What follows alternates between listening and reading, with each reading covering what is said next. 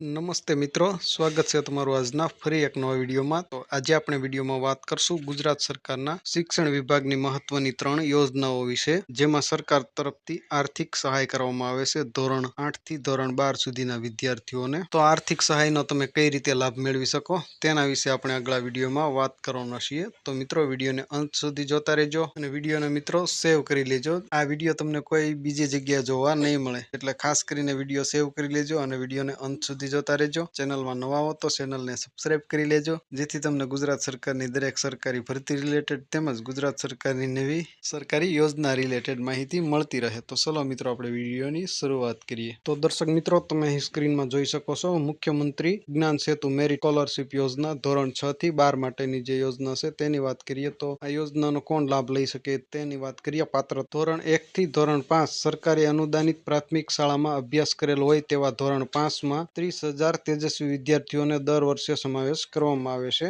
આમાં પ્રવેશ એટલે કે એન્ટ્રી અંગેની વાત કરીએ મિત્રો, તો રાજ્ય પરીક્ષા બોર્ડ દ્વારા ધોરણ 5માં યોજાયેલી સેટની પરીક્ષા એટલે કે CETની પરીક્ષામાં ઉત્તીર્ણ થઈ મેરિટમાં સમાવેશ પામેલ વિદ્યાર્થીઓને ધોરણ 6 થી ધોરણ 12 માટે શિષ્યવૃત્તિ મળવાપાત્ર છે. શિષ્યવૃત્તિની આપણે મિત્રો વાત કરીએ તો ધોરણ 6 થી તે ધોરણ 8 સુધી જે ખાનગી શાળામાં ભણે છે તેમને દર વર્ષે 20,000 રૂપિયા, જ્યારે સરકારી કે ગ્રાન્ટેડમાં ભણે છે તેને દર વર્ષે 5,000 સ્કોલરશીપ આપવામાં આવે છે. તેવી જ રીતે ધોરણ 9 થી 12માં ખાનગી શાળાના વિદ્યાર્થીઓને 22,000 આપવામાં આવે છે દર વર્ષે, જ્યારે સરકારી અને ગ્રાન્ટેડ શાળામાં જે ભણતા વિદ્યાર્થીઓને 6,000 રૂપિયા દર વર્ષે આપવામાં આવે છે સ્કોલરશીપ. તેવી જ રીતે ધોરણ 11-12માં જે વિદ્યાર્થીઓ ભણે છે તેમને ખાનગી શાળામાં 25,000 દર વર્ષે સ્કોલરશીપ આપવામાં આવે છે, જ્યારે સરકારી અને ગ્રાન્ટેડ શાળામાં 7,000 પ્રતિ વર્ષ સ્કોલરશીપ આપવામાં આવે છે. તો તમે મુખ્યમંત્રી જ્ઞાન સેતુ સ્કોલરશીપ યોજનામાં ભાગ લઈ અને સારો રેન્ક મેળવીને શિષ્યવૃત્તિનો લાભ લઈ શકો છો. સહાયની આપણે વાત કરીએ તો મિત્રો, નાણાકીય વર્ષ 2025 જેવી મુખ્યમંત્રી જ્ઞાન સેતુ મેરિટ સ્કોલરશીપ યોજના કુલ 90,000 વિદ્યાર્થીઓને 60 કરોડ કરતા પણ વધુની શિષ્યવૃત્તિ ચૂકવવામાં આવી હતી. તો વર્ષ 2026-27માં તમે પણ આનો લાભ લઈ શકો છો મિત્રો.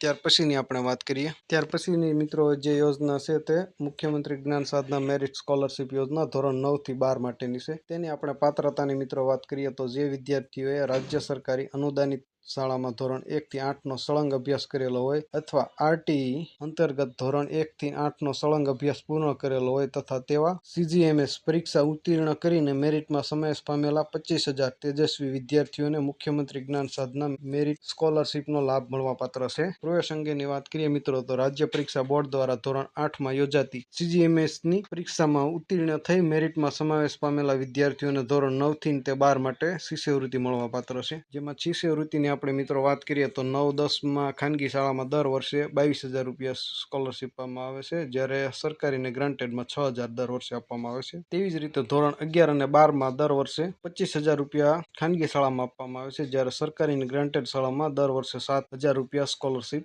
આપવામાં આવે છે. તો નાણાકીય વર્ષ 25-26માં મુખ્યમંત્રી જ્ઞાન સાધના મેરિટ સ્કોલરશીપ યોજના હેઠળ કુલ 75,000 વિદ્યાર્થીઓને 90 કરોડ કરતા પણ વધુની શિષ્યવૃત્તિ ચૂકવવામાં આવી છે. તો આવી જ રીતે તમે વર્ષ 2026-27માં ફોર્મ ભરી અને એક્ઝામ ક્વોલિફાય કરી અને સ્કોલરશીપનો લાભ લઈ શકો છો. ત્યાર પછીની યોજના મિત્રો છે નમો લક્ષ્મી યોજના, ફક્ત ધોરણ 9 થી 12માં અભ્યાસ કરતી વિદ્યાર્થીનીઓ માટે. જેની પાત્રતાની આપણે મિત્રો વાત કરીએ તો જે કન્યાઓએ ધોરણ 8માં રાજ્ય સરકારી ગ્રાન્ટેડ કે RTE અંતર્ગત ખાનગી શાળામાં અભ્યાસ કરેલો હોય અથવા જે કન્યાએ ધોરણ 8માં રાજ્યની ખાનગી શાળામાં અભ્યાસ કરેલો હોય અને કુટુંબની વાર્ષિક આવક 6 લાખ કે તેથી ઓછી હોય તેવી વિદ્યાર્થીનીઓ રાજ્યની ગુજરાત સેકન્ડરી અને હાયર સેકન્ડરી એજ્યુકેશન બોર્ડ અથવા CBSE માન્યતા પ્રાપ્ત શાળામાં ધોરણ 9માં પ્રવેશ મેળવે તેને સહાય મળવાપાત્ર છે. જેમાં ધોરણ 9 અને 10ની મિત્રો વાત કરીએ તો કુલ સહાય રૂપિયા 20,000 પ્રતિ 2 વર્ષ એટલે કે દર વર્ષે 10,000 રૂપિયા મળશે. માસિકની વાત કરીએ તો માસિક રૂપિયા 500 10 માસ માટે મળવાપાત્ર છે ધોરણ 10 બોર્ડ પાસ કર્યાથી. ત્યાર પછી ધોરણ 11 અને 12 માટેની સહાયની વાત કરીએ મિત્રો, તો જે સહાય છે તે પ્રતિ વર્ષ 15,000 રૂપિયા મળવાપાત્ર છે. માસિક સહાયની આપણે મિત્રો વાત કરીએ તો 750 રૂપિયા દર મહિને મળવાપાત્ર છે ધોરણ 12માં. તેવી જ રીતે આપણે ધોરણ 9 થી 12માં કુલ 50,000 રૂપિયા મળવાપાત્ર છે, જે ડાયરેક્ટ DBT સીધી સહાય બેંક ખાતામાં ચૂકવવામાં આવે છે. આ યોજનામાં નાણાકીય વર્ષ 2025-26માં નમો લક્ષ્મી યોજનામાં કુલ 10,84,992 વિદ્યાર્થીઓને 1,091.13 કરોડની આર્થિક સહાય ચૂકવવામાં આવી છે. વર્ષ 2026-27માં તમે પણ આ યોજનાનો લાભ લઈ શકો છો મિત્રો. ત્યાર પછીની યોજના છે મિત્રો નમો વિજ્ઞાન સાધના યોજના, જે ધોરણ 11 અને ધોરણ 12 વિજ્ઞાન પ્રવાહમાં અભ્યાસ કરતા કુમાર અને કન્યા માટેની છે. તેમાં પાત્રતા અગત્યની મિત્રો આપણે વાત કરીએ તો ધોરણ 9 અને ધોરણ 10નો અભ્યાસ રાજ્યની સરકારી કે ગ્રાન્ટેડ શાળામાં કરેલો હોય અને ધોરણ 10માં 50%થી વધુ ગુણ મેળવેલો હોય અથવા રાજ્યની ધોરણ 9 અને ધોરણ 10 બંનેનો કે કોઈ એક ધોરણનો અભ્યાસ ખાનગી માધ્યમિક શાળામાં કરેલો હોય અને ધોરણ 10માં 50% કે તેથી વધુ ગુણ મેળવેલો હોય તેમજ કુટુંબની વાર્ષિક આવક 6 લાખ કે તેથી ઓછી હોય તો રાજ્યની Gujarat secondary and higher secondary education બોર્ડમાં અથવા CBSE બોર્ડમાં માન્ય પ્રાપ્ત શાળામાં ધોરણ 11 અને ધોરણ 12 વિજ્ઞાન પ્રવાહમાં પ્રવેશ મેળવે છે તો તેને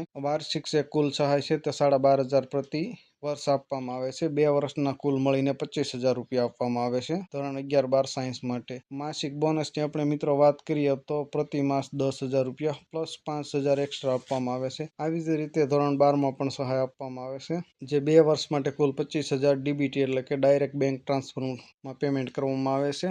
વર્ષ 25-26માં નમો સરસ્વતી વિજ્ઞાન સાધના યોજના અંતર્ગત કુલ 1,50,762 વિદ્યાર્થીઓને 160 કરોડની સહાય ચૂકવવામાં આવી છે. તો દર્શક મિત્રો, ગુજરાત સરકારની જે શિક્ષણ વિભાગની મહત્વની સ્કોલરશીપ એટલે કે શિષ્યવૃત્તિની 3 યોજના હતી તેના વિશે આપણે આ વિડીયોમાં વાત કરી. આશા રાખો આ વિડીયો તમને પસંદ આવ્યો હશે. વિડીયો પસંદ આવ્યો તો વિડીયોને લાઇક, શેર અને ચેનલને સબસ્ક્રાઇબ કરવાનું ભૂલતા નહીં. તમારા મિત્રો સાથે શેર કરજો. તમારા કોઈ પ્રશ્નો હોય તો અમને ચોક્કસ કમેન્ટ કરીને જણાવજો. અમે તમારા પ્રશ્નોનો રિપ્લાય આપીશું અને ફરી એક નવા ટોપિકમાં નવા વિડીયો સાથે મળશું. ત્યાં સુધી જય હિન્દ, વંદે માતરમ.